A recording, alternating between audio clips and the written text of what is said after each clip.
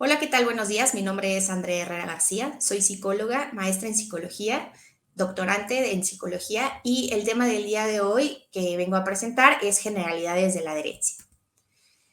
¿Qué vamos a abordar en esta ponencia? 4 puntos principales. El primero de ellos es por qué es importante hablar de adherencia en el contexto de pacientes con dolor crónico. El segundo punto tiene que ver con definiciones y conceptos relevantes a este problema de atención.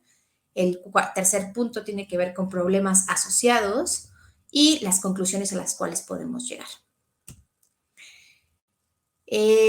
A partir de la inversión de la pirámide poblacional y de la transición epidemiológica, hoy por hoy tenemos una proporción muy importante alrededor del mundo de pacientes con enfermedades crónico-degenerativas.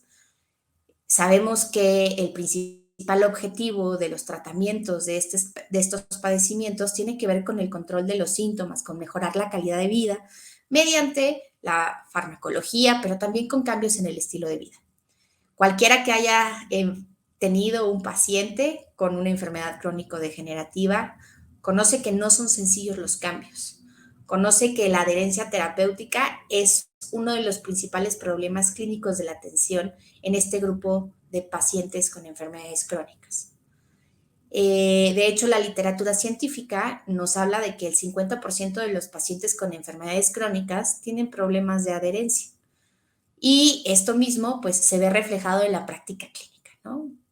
Yo siempre le he comentado a mis alumnos de medicina que por más buen médico que uno sea, que ustedes sean, por más guías de práctica clínica y excelente práctica clínica que tengan, si el paciente no se toma lo que ustedes le prescriben y hace los cambios en su estilo de vida como se lo han prescrito, pues la realidad es que no van a obtener esos resultados clínicos que se esperan. Cuando estamos hablando del dolor crónico, tenemos que hablar sobre su prevalencia. Y sabemos que alrededor del mundo, el 30.3% de personas tienen dolor crónico, con una desviación estándar de 11.7. En el contexto de nuestro país, 29 millones de mexicanos experimentan dolor crónico. Estas cifras son mucho más elevadas que otros padecimientos. La realidad es que el dolor es en agudo, es la principal razón por la cual las personas asisten a una consulta médica, a un servicio de urgencias, y que como experiencia crónica, el dolor crónico es una experiencia que comparten muchas personas alrededor del mundo y en nuestro país. También sabemos que es una enfermedad que afecta directamente la funcionalidad de nuestros pacientes, la economía de nuestros pacientes y su calidad de vida. En particular, en 2017 se identificó que el dolor crónico es la primera y la segunda causa de años perdidos por discapacidad. Esto quiere decir que a partir de tener dolor de espalda baja o migraña, los pacientes salen antes del trabajo y pierden, por tanto, ciertas prestaciones económicas, dejan de ir a trabajar, pierden sus trabajos, tienen que quedarse en cama, tienen que depender de otras personas en esas crisis de dolor. Esto es una consecuencia muy importante para los pacientes y es algo que hay que considerar a la hora de estar pensando en que necesitamos trabajar en la adherencia para que puedan tener una mejor funcionalidad y una mejor calidad de vida. Sin embargo, la literatura científica sugiere que el 30% de los pacientes con dolor crónico tiene problemas de adherencia terapéutica. Lo que se ha reportado es que quienes tienen un incremento de la ingesta de fármacos, es decir, que toman más de los fármacos prescritos, pues tiene que ver con cuestiones relacionadas a la ansiedad y al uso y abuso de sustancias, pero quienes toman menos de los prescritos, la conducta de tomar menos medicamentos de los que el médico prescribió se asocia al miedo que llegan a experimentar a los efectos secundarios. Y bueno, cuando hablamos de adherencia, hay en la literatura científica 3 conceptos importantes a considerar: adherencia terapéutica, adhesión terapéutica y cumplimiento terapéutica. Las diferencias entre estos 3 conceptos son bastante pequeñas, pero en mi opinión pueden aportar a la comprensión de qué hablamos cuando hablamos de adherencia terapéutica.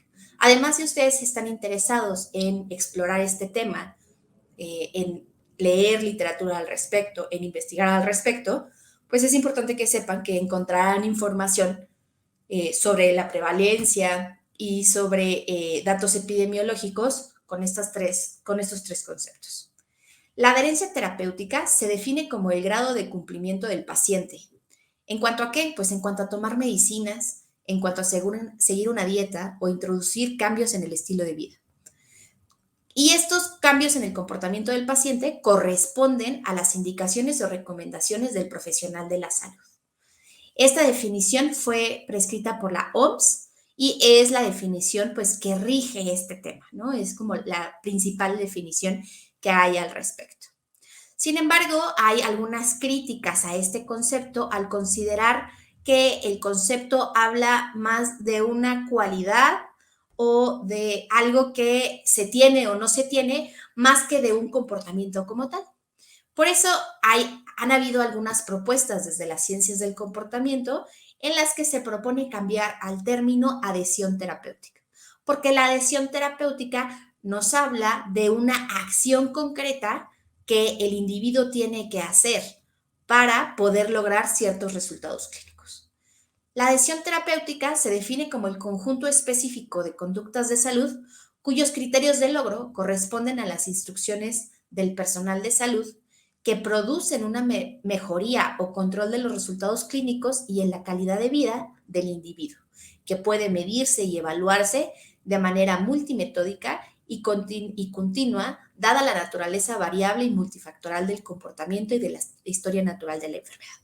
¿Qué quiere decir esto? Bueno, que la adhesión terapéutica es algo que puede medirse, es una conducta y que como toda conducta puede ser observable y sujeta a ser medida.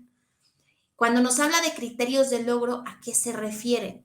Que tenemos que ponerle a los pacientes metas concretas. No le vamos a decir, hidrátate más, le vas a decir cuántos vasos de agua tiene que tomar a lo largo de un día. Ese sería el criterio de logro, algo específico, medible y alcanzable para tu paciente. Cuando tú le prescribes un medicamento, no le prescribes el medicamento en la receta únicamente mencionando qué medicamento se va a tomar, sino que debes de prescribir el horario en el que se lo debe de tomar, la dosis en que se lo debe de tomar, a lo mejor alguna indicación en relación a los alimentos, si es antes, si es después, la posología, en fin. Hay una serie de indicaciones que serán estos criterios de logro que son medibles y que el paciente puede de manera muy concreta identificar, bueno, que de aquí a la próxima consulta tiene que seguir esta instrucción muy concreta.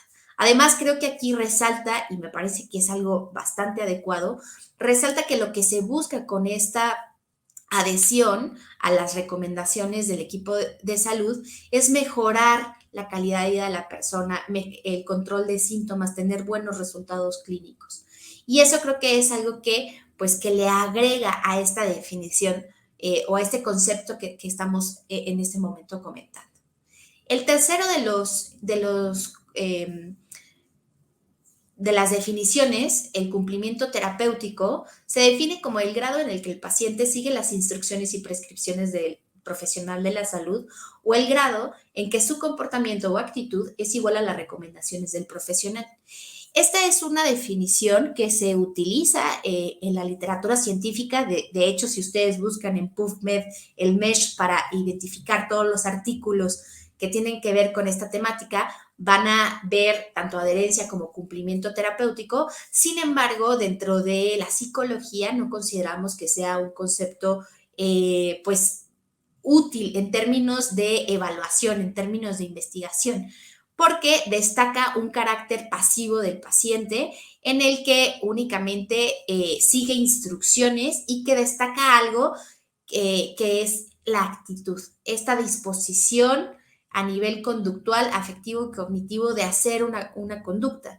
Y quienes conocemos de las leyes del comportamiento, quienes conocemos de las variables que están involucradas en el cambio de comportamiento y en la adherencia terapéutica para la farmacología o para los cambios en el estilo de vida, sabemos que es mucho más complejo que la simple actitud, ¿no? Tu paciente se toma o no el medicamento no por una cuestión necesariamente actitudinal, tiene que ver con muchas otras variables que vamos a ver más adelante. Estos tres conceptos son utilizados en la literatura científica, quizás el más apropiado por estas cuestiones relacionadas a su capacidad de ser medible, observable y por tanto que le podemos dar un seguimiento puntual, sería el concepto de adhesión terapéutica. Sin embargo, a lo largo de la presentación hablaré de adherencia terapéutica como este concepto general en relación a la ingesta de medicamentos y también al cambio en el estilo de vida de sus pacientes con dolor crónico. Y bueno, hay en la literatura muchas clasificaciones sobre la adherencia terapéutica. Quizás la primera que yo les podría comentar tiene que ver con la intencionalidad de esta adherencia o no adherencia, ¿no?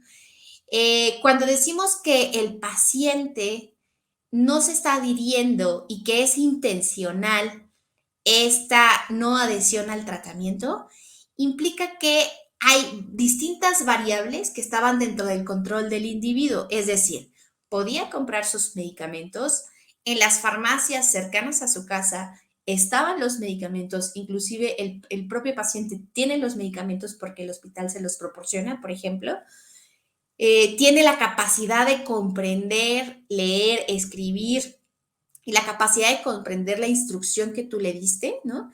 Y sin embargo, por creencias personales, por miedo a los efectos secundarios, por una serie de motivaciones múltiples, el paciente decide no tomarse el medicamento.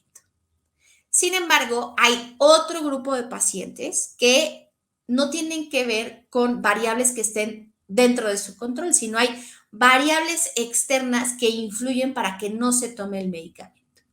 ¿Cómo qué situaciones? Pues bueno, justamente, pues pudiera ser que no tenga dinero para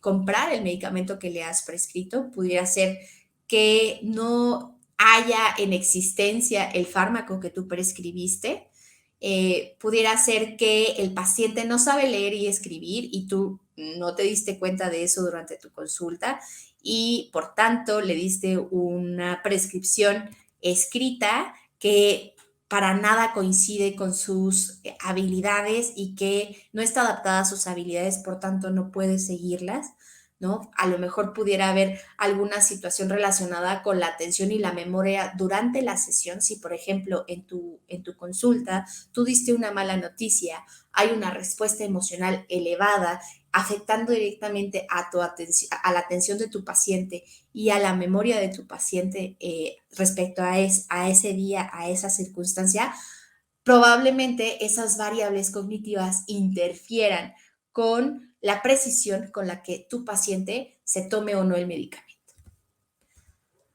De acuerdo con la OMS, la adherencia se compone de 5 factores principales. Estos factores se dividen en factores socioeconómicos, factores asociados al sistema de salud o a los profesionales de la salud, factores de la enfermedad, factores del tratamiento y factores del paciente. Cuando hablamos de factores socioeconómicos, pues precisamente nos referimos a aspectos como los costos, ¿no? Hay medicamentos que son sumamente costosos y que aunque pudiera ser que son la primera línea de tratamiento, difícilmente tu paciente lo puede pagar, ¿no? Hay que considerar estos aspectos para entonces prescribir algo que sea adecuado para el dolor que está experimentando en este momento, para el padecimiento de dolor que está experimentando, pero que puede ser costeable para nuestro paciente.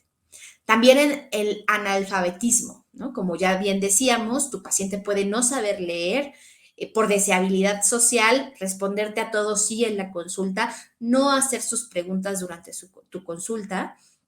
Tú muy contento le das su prescripción, te quedas satisfecho con tu intervención, sin embargo, al llegar a casa, el paciente no sabe qué hacer con eso, ¿no? Aquí, bueno, hay una serie de recomendaciones que mis compañeras más adelante van a poder abordar.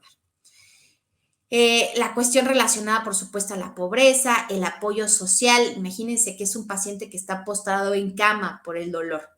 Es un paciente que necesita necesariamente del apoyo de otros, pero ¿qué tal si esta red de apoyo para la compra del fármaco, para la gestión de una alimentación saludable y para la preparación de los alimentos, para el cambio en el estilo de vida, pues a lo mejor esa red de apoyo es limitada y es disfuncional. Y eso va a afectar directamente a la adherencia que tenga tu paciente. Así también como el transporte, ¿no? Si estamos considerando que el que tu paciente asista a tus citas, que vaya a los estudios que le has pedido, ¿no?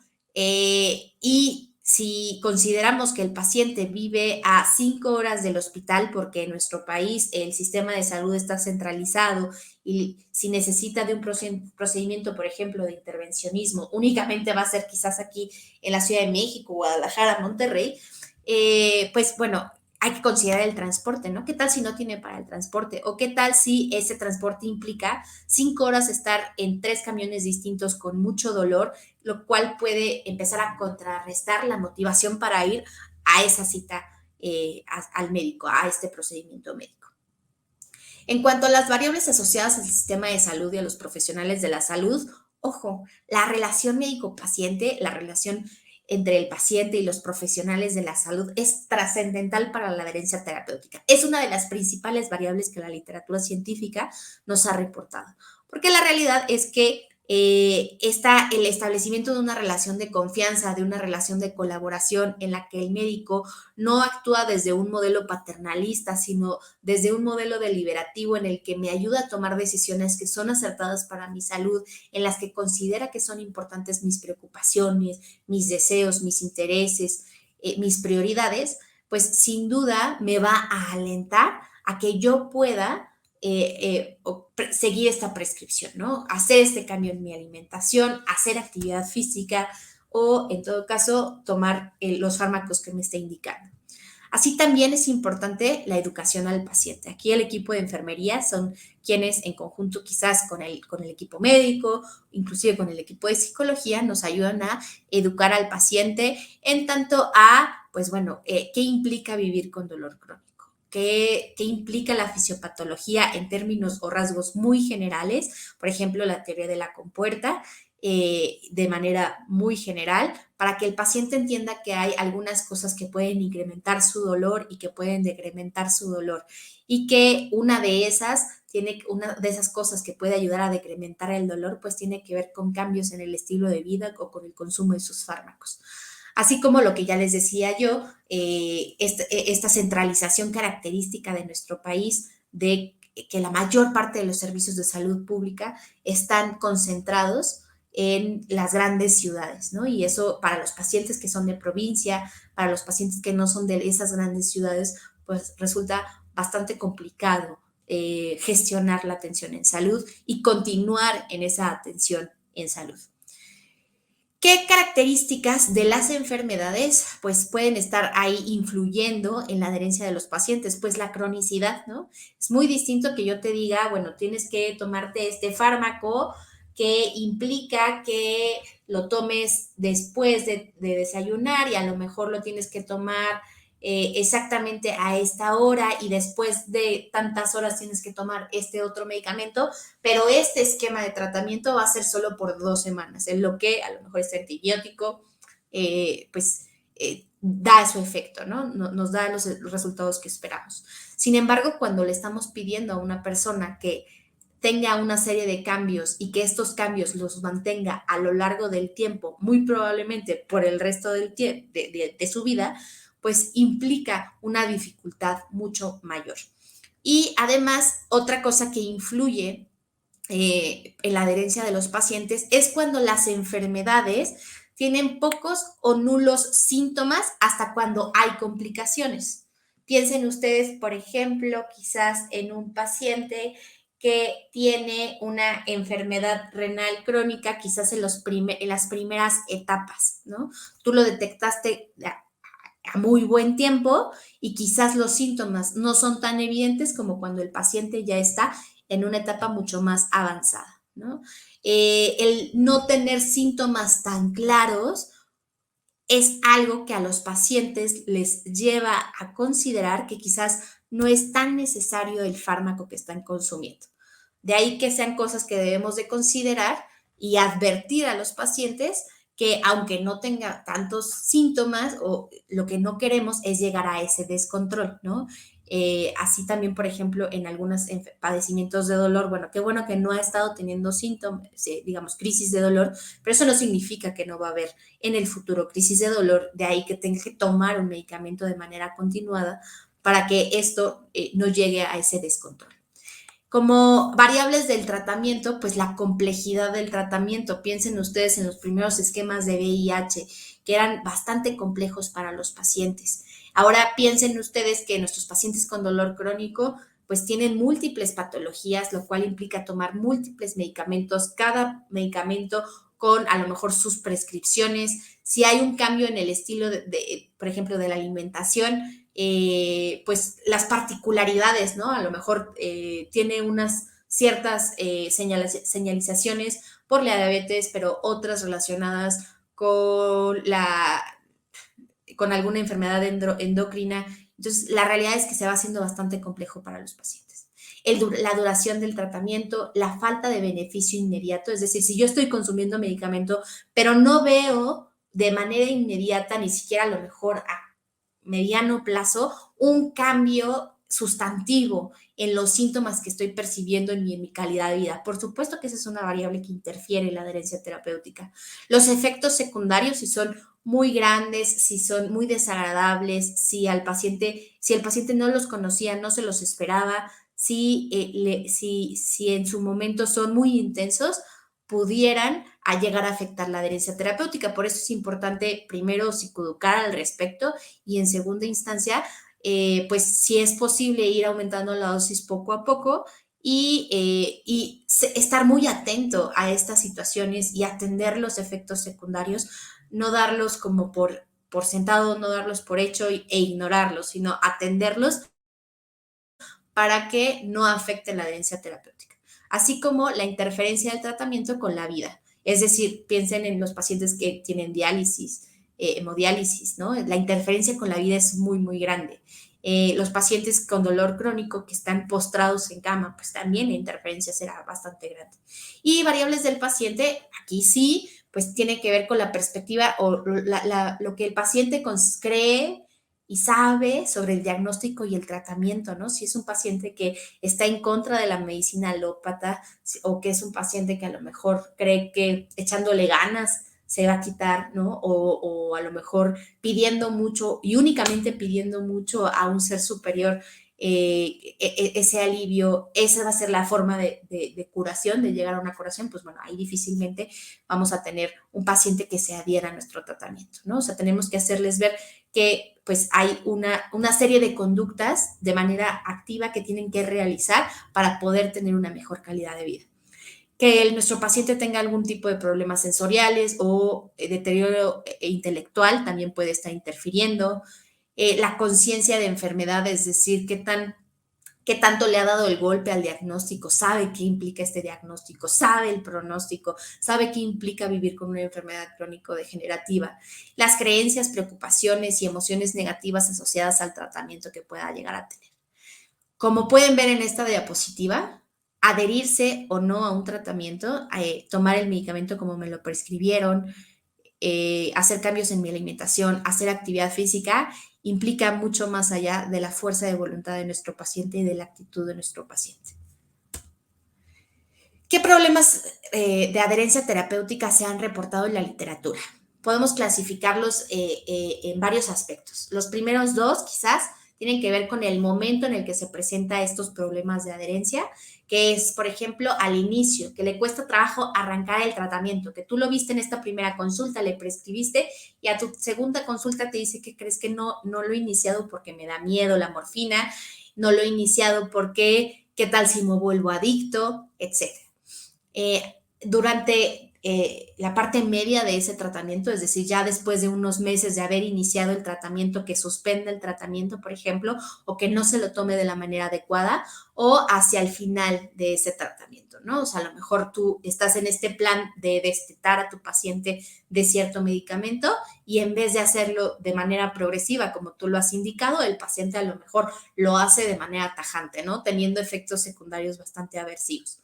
Y la otra clasificación que hay tiene que ver con el tipo de suspensión, es decir, tu paciente puede abandonar por completo la prescripción que tú le has dado o lo puede hacer de manera parcial, en tanto a lo mejor sí está haciendo los cambios en el estilo de vida, pero no se está tomando el fármaco, o se está tomando el fármaco pero no es como debería. Justamente en relación a estos otros problemas de adherencia terapéutica que podemos ver, pues una ingesta incorrecta. No es que no se esté tomando el fármaco, no es que no esté haciendo estos cambios en el estilo de vida, pero a lo mejor la dosis que está tomando es diferente a la que tú le prescribiste porque se confió de su memoria. Mi papá tiene Parkinson y en una consulta que llegó con su neuróloga, justamente le pasó eso, ¿no? En vez de checar su prescripción, lo que hizo fue confiarse de su memoria y él pensaba que tenía que tomar un cuarto de su medicamento cuando tenía que tomar una pastilla entera. Entonces, durante 4 o 5 meses estuvo tomándose un cuarto de la dosis prescrita. El horario, hay medicamentos para los cuales no es tan importante el horario, pero hay otros para los que sí, o a lo mejor ustedes lo prescriben con horario por una cuestión de formación de una rutina de vida, para que sea más en automático esto. Entonces, a lo mejor el horario en el que se le está tomando, pues es diferente. Las indicaciones de la toma, si es, por ejemplo, ya les decía, con alimentos, sin alimentos, con jugo, que con leche, que con esto y con sin, toronja, en fin, ustedes sabrán más de esta parte como farmacológica, pero bueno, a lo mejor esas indicaciones como muy precisas no las están siguiendo al pie de la letra, ¿no?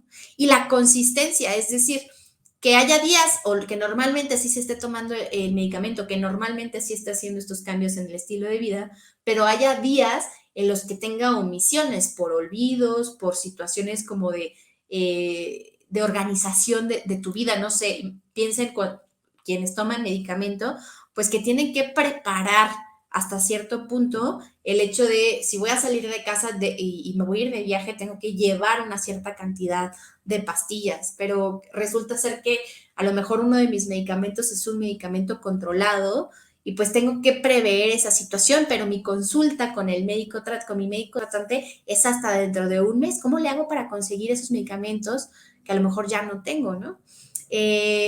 Además de esto que les estoy comentando, otros errores en la ingesta puede ser, por ejemplo, el uso de un medicamento pues contraindicado, ¿no? O sea, que por alguna situación como muy puntual se haya tomado un medicamento que haga un efecto, digamos, ahí que choque directamente y que interactúe con el medicamento que ustedes le han prescrito, o que fulanita de tal le dijo a esa paciente que le recomienda, además de lo que tú le recomendaste, tomarse este medicamento o este remedio herbolario y resulta ser que tiene un impacto directo en el hígado del paciente.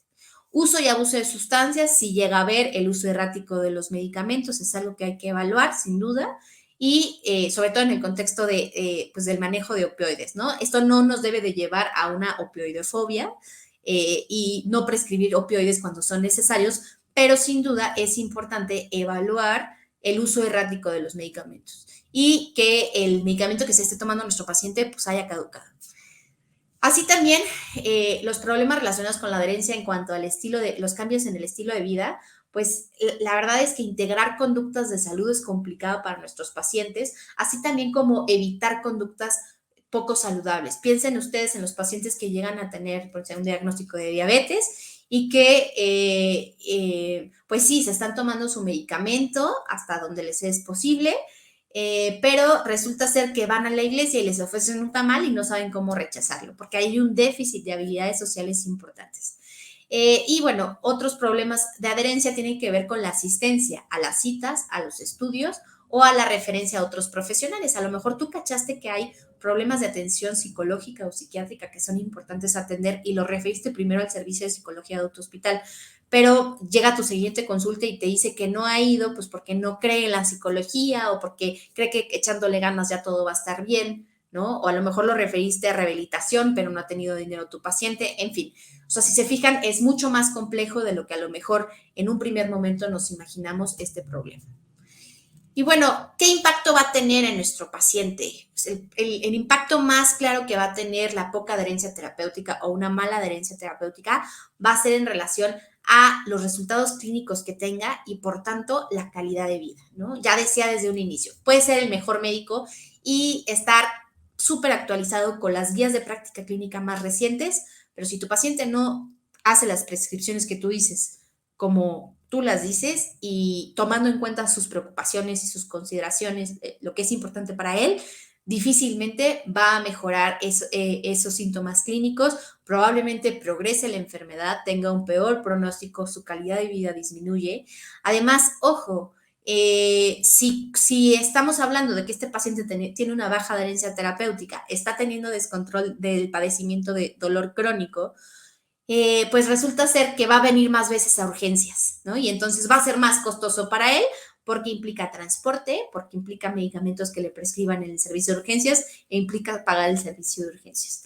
Y para el sistema de salud, pues también va a ser más costoso, ¿no? La idea es que este tipo de padecimientos, pues podamos tener un manejo ambulatorio digamos, eh, en el mejor de los casos. Entonces, aquí va a también impactar directamente en esta parte de los gastos directos e indirectos. Con gastos directos de salud me refiero a los derivados del medicamento y las hospitalizaciones y las intervenciones de dolor. Con gastos indirectos de salud me refiero a los asociados a la pérdida de ingreso económico, me refiero también al transporte, a lo mejor a el ausentismo laboral, la pérdida del trabajo y todos estos otros gastos, ¿no? Entonces, el impacto es importante, es considerable tanto para el paciente, para su familia, pero también para el sistema de salud. De ahí que sea importante abordarle. Y bueno, en conclusión, como hemos podido ver a lo largo de esta presentación, la adherencia es un problema multifactorial que va mucho más allá de la fuerza de voluntad o de la actitud de nuestro paciente. Implica el desarrollo de patrones complejos de conducta y se promueve dentro de la relación médico-paciente. De ahí que sea muy importante que en la formación médica se aborden estos temas desde esta primera clase de psicología médica, pero también a lo largo de la formación de residencias médicas y posteriormente en la educación continua de los médicos y de las enfermeras, de los rehabilitadores, de los nutriólogos, de todo el equipo de atención, pues para poder tener un buen control de los padecimientos de nuestros pacientes y brindarles una buena calidad de vida. Muchas gracias por su atención.